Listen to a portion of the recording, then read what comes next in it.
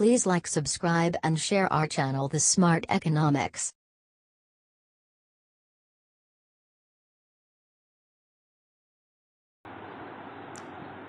नमस्कार दोस्तों, आप सभी का स्वागत है एक बार फिर से मेरे चैनल द स्मार्ट इकोनॉमिक्स में। मैं कीर्ति कुमार आहूजा आज आपके सामने एएसओ और दूसरी वैकेंसी जो हम बात करते हैं इन्वेस्टिगेटर या जिसको अन्वेषक बोलते हैं, इसके संदर्भ में एक विस्तृत चर्चा करने, इसके सिलेबस क्या रहेगा और किस प्रकार से जो है वो हमें प्रश्नों को करना है।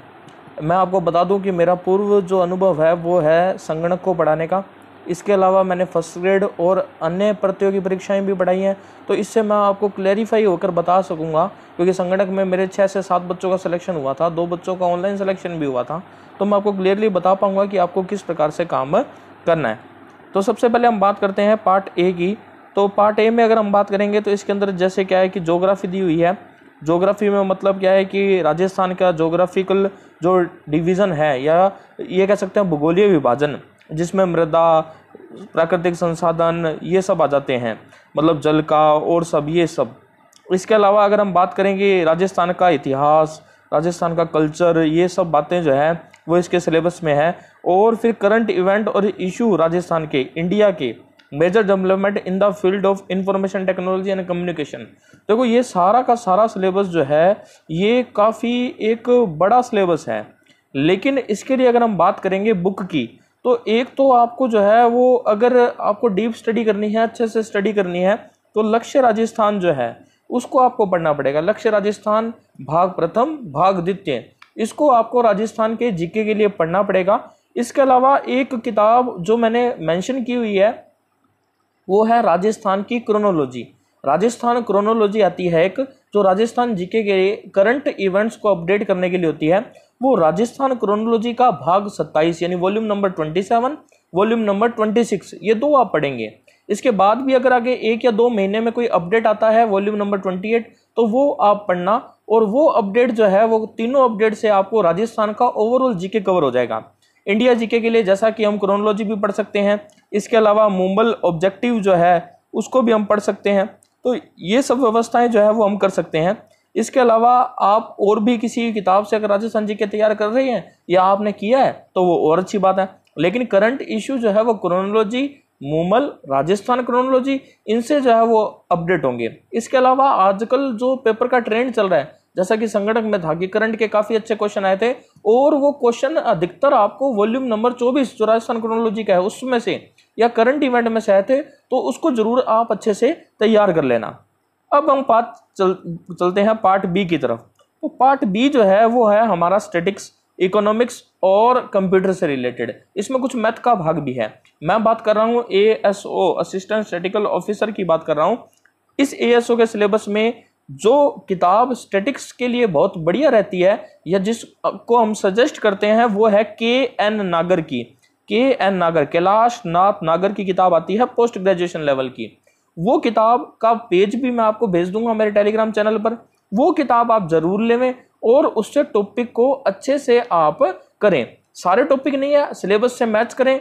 लगभग जो मेनली चैप्टर रहेंगे, जैसे कि इसमें है कि के.एन. नागर की अगर हम बुक देखेंगे तो के.एन. नागर की बुक में से चैप्टर नंबर जो शुरू के हैं थ्योरिटिकल, उनकी तो सभी रीडिंग लगानी है।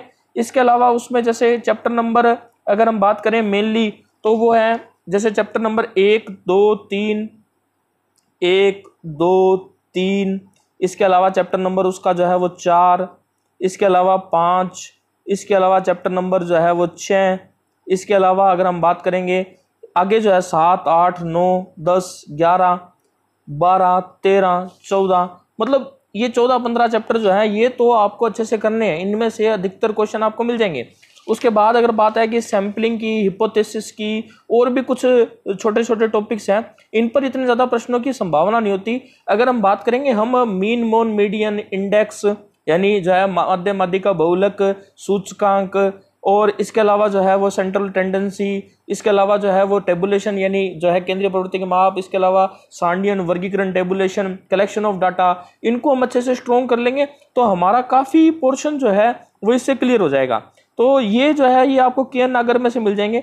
लेकिन अगर आपको बेसिक से करना है तो 11th क्लास की वीके पब्लिकेशन की एक किताब आती है स्टैटिक्स की, सांख्यिकी की, वो हिंदी और इंग्लिश मीडियम दोनों में अवेलेबल है।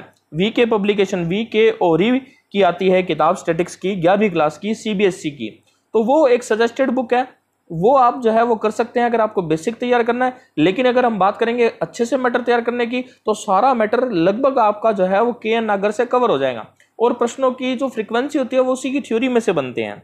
अगर हम बात करेंगे ये सारे चैप्टर्स की, तो ये आपको उस किताब में आसानी से मिल जाएंगे। फिर अगर बात आती है इन ऑर्गेनाइजेशंस की और की, तो इसका मैं कोशिश करूंगा कि कोई ना कोई वीडियो, कोई ना कोई पीडीएफ अवेलेबल करवा दूं। बाकी इसमें से जो प्रश्न बनता है सिस्टम एंड स्टैटिकल ऑर्गेनाइजेशन में से 8 नंबर भाग में से, इसमें से जो प्रश्न बनता है वो 1 या 2 प्रश्न बनते हैं, और ये भी के.एन. नागर के लास्ट में जो है वो दिया हुआ है। लास्ट में जो है ये सारे लगभग 10-12 पेजों का है जिसमें सारा दिया हुआ है, उनमें से 1 या 2 क्वेश्चन आपको जरूर मिल जाएंगे। अब ये तो बात होगी हमारी सारी स्टैटिक्स की 1 से लेकर 7 पॉइंट तक की। सेकंड पार्ट में क्लासिफिकेशन, कोरिलेशन वाला, hypothesis, sample survey, time series, index, whittle, 8 number. अब हम बात करते हैं इकोनॉमिक कॉन्सेप्ट की। इकोनॉमिक कॉन्सेप्ट में law of demand and supply. Law of demand यानी मांग का नियम और पूर्ति का नियम। तो ये मांग और पूर्ति का नियम आपको जो है वो 12वीं क्लास की किताब में जो है वो मिल जाएगा।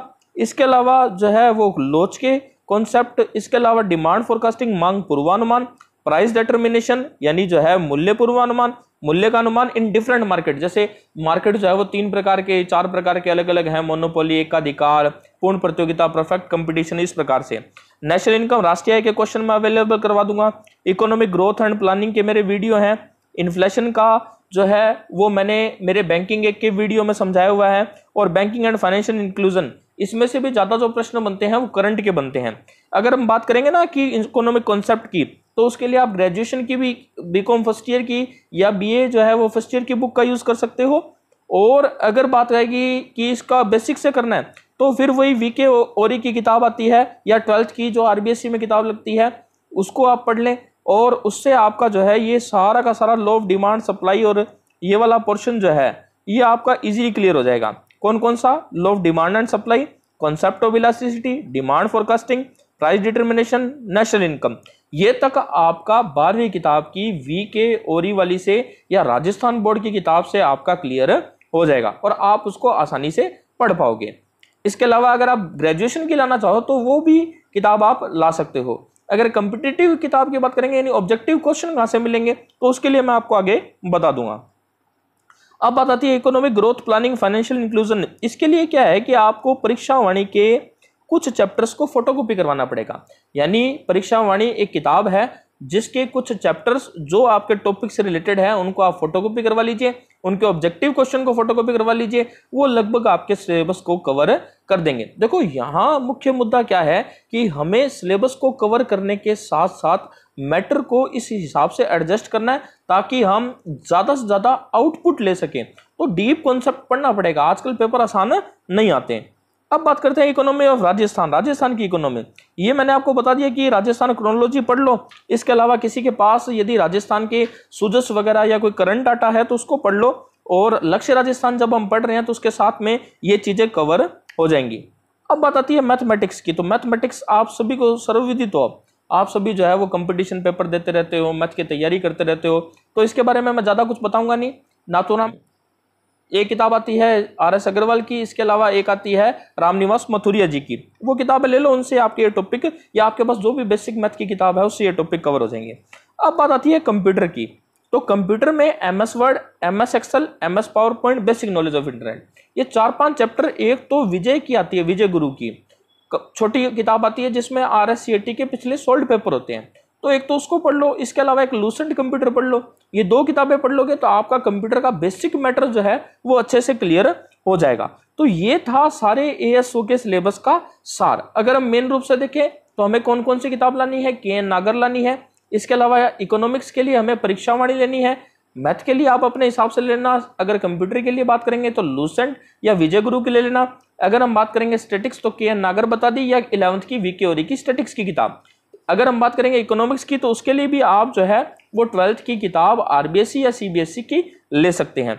और अगर इस सारे मैटर को एक ही बुक में कंजेस्ट करना चाहते हैं तो एक दक्ष की किताब आई हुई है शायद अन्वेषक नाम से, वो किताब भी ले सकते हैं। लेकिन सारे मैटर को अलग अलग क्लैरिफाई करना ज्यादा बेटर रहेगा। अब हम बात करते हैं इसके आगे थोड़ा सा, और ये सारा जो है वो आप सिलेबस इन किताबों के माध्यम से इजीली कवर कर सकते हो। इसके अलावा आप जो है वो मेरे वीडियोस जो है, इसके अलावा आप मेरे वीडियोस देखकर भी जो है इन टॉपिक्स को इजीली कवर कर सकते हो। वीडियो से क्या होगा, आपको प्रैक्टिस हो जाएगी कुछ टॉपिक्स की, लेकिन एडिशनल तो आपको करना ही पड़ेगा। जैसा कि इसने बता दिया कि इकोनॉमिक्स, स्टैटिक्स और मैथमेटिक्स में से 70 क्वेश्चन आएंगे, तो सारा जो भार रहेगा वो उस पर रहेगा, तो उसको आप अच्छे से तैयार करके जाना। अब हम बात करते हैं अन्वेषक के सिलेबस की। तो अन्वेषक के सिलेबस में क्या है, अन्वेषक के सिलेबस में राजस्थान का सामान्य ज्ञान है, और अन्वेषक के सिलेबस में राजस्थान के सामान्य ज्ञान के लिए मैंने आपको पहले भी बता दिया, अब भी बता देता हूं कि लक्ष्य राजस्थान भाग प्रथम भाग द्वितीय आपको राजस्थान जीके को ओवरऑल कवर कर देगा। इसके अलावा आप जो है वो किताब लेके आओ Rajasthan chronology volume number 26, volume number 27, और अगर आगे कोई वॉल्यूम नंबर 28 आता है तो उसको, और ऑब्जेक्टिव के हिसाब से थोड़ा और कंटेंट के हिसाब से राजस्थान के लिए मूमल जो आती है राजस्थान की जीके की, और जीके की मतलब जो करंट की हो, और दूसरी अगर हम बात करें करंट के लिए तो क्रोनोलॉजी हमें पढ़नी है। तो ये सारे टॉपिक जो है वो राजस्थान वाले इससे कवर हो जाएंगे, इनसे सारे टॉपिक जो है वो इजीली कवर हो जाएंगे। अब बात आती है स्टैटिक्स की। तो स्टैटिक्स के लिए फिर वही के.एन. नागर की किताब लेनी है, हमें कैलाश नाथ नागर जी की किताब लेनी है। और अगर दिक्कत है आपको इस के.एन. नागर में, तो आप 11th क्लास की वीके ओरी की स्टैटिक्स की किताब ले लीजिए, उससे लगभग ओवरऑल मैटर जो है वो आपका इजीली कवर हो जाएगा। और आसान है, ये मुश्किल नहीं है। जो हम बात करते हैं ना अन्वेषक का सिलेबस इतना ज़्यादा बड़ा नहीं है, तो इसके अंदर बहुत सारे चैप्टर्स हैं जो आपको शायद उनमें से क्वेश्चन आए भी ना, तो आप जो है वो बेसिक इसके शुरू के 15 या 16 चैप्टर के नागर के अच्छे से विद थ्योरी तैयार कर लो, तो आपका काफ़ी सिलेबस जो है वो इससे कवर हो जाएगा। फिर अगर बात करते हैं इसके अंदर आयोजना की, तो 5 ईयर प्लान के मेरे 3 वीडियो हैं, आप उन्हें देख लीजिए। इसके अलावा परीक्षा वाणी के अंदर पंचवर्षीय योजनाओं का एक चैप्टर है, उस चैप्टर को, इकोनॉमिक्स के लिए परीक्षा वाणी के पंचवर्षीय योजनाओं के एक चैप्टर है, उस चैप्टर को फोटोकॉपी करवा लो, उसके ऑब्जेक्टिव क्वेश्चन को फोटोकॉपी करवा लो, सफिशिएंट है। इसके अलावा करंट जो है वो पढ़ते रहो राजस्थान का, उसी में से प्रश्न बन जाएगा। अगर बात करेंगे कंप्यूटर की, तो कंप्यूटर के लिए 2 किताबें, एक तो लूसेंट की लेना, और दूसरी किताब अगर आप लाना चाहो तो जो है एक तो लूसेंट की लानी है, इसके साथ विजय गुरु की जो पिछले RSCET के पेपर्स वाली किताब है, ऑब्जेक्टिव क्वेश्चन वाली किताब है, उसे लाना है, ताकि हम कंप्यूटर को अच्छे से कर सकें। ये पिछला सिलेबस है, अभी नया सिलेबस संगणक का जारी नहीं हुआ है, लेकिन लगभग सिलेबस में यही रहेगा, ज्यादा परिवर्तन नहीं होगा, ज्यादा फ्रीक्वेंसी रहेगी जो स्टैटिक्स, इकोनॉमिक्स और जो है कंप्यूटर की रहेगी। तो इस हिसाब से आप इस हिसाब से आप इसे तैयार कर लेना। मैंने अभी तक 5 टेस्ट अपलोड किए हैं, कोशिश करूंगा आगे आने वाले समय में 4-5 टेस्ट और अपलोड करूं। आप तैयारी जारी रखिए, आपको जो है वो तैयारी के लिए बहुत बहुत शुभकामनाएं। और भी कोई आपका सुझाव हो किस से संबंधित, और अगर आपको लगे कि कोई और टॉपिक पर वीडियो बनाना चाहिए या मैं उसे बनाने में सक्षम हुआ, तो आप अपने सुझाव कमेंट बॉक्स में जरूर लिखेंगे, और इस चैनल को लाइक करेंगे, सब्सक्राइब करेंगे, शेयर करेंगे, और ज़्यादा से ज़्यादा लोगों तक ये बात पहुंचाने की कोशिश करेंगे, ताकि सभी को इसका फायदा मिल सके। चैनल का नाम मैं आपको वापस बता देता हूँ, चैनल का नाम है द स्मार्ट इकोनॉमिक्स या द स्मार्ट इको, और मैं कीर्ति आहूजा आपसे जो है वो इसी के साथ विदा लेता हूं। और अगर कोई आपकी समस्या हो तो आप उसे कमेंट बॉक्स में जरूर लिखें। तो आज के लिए वीडियो के लिए इतना ही, बहुत बहुत धन्यवाद।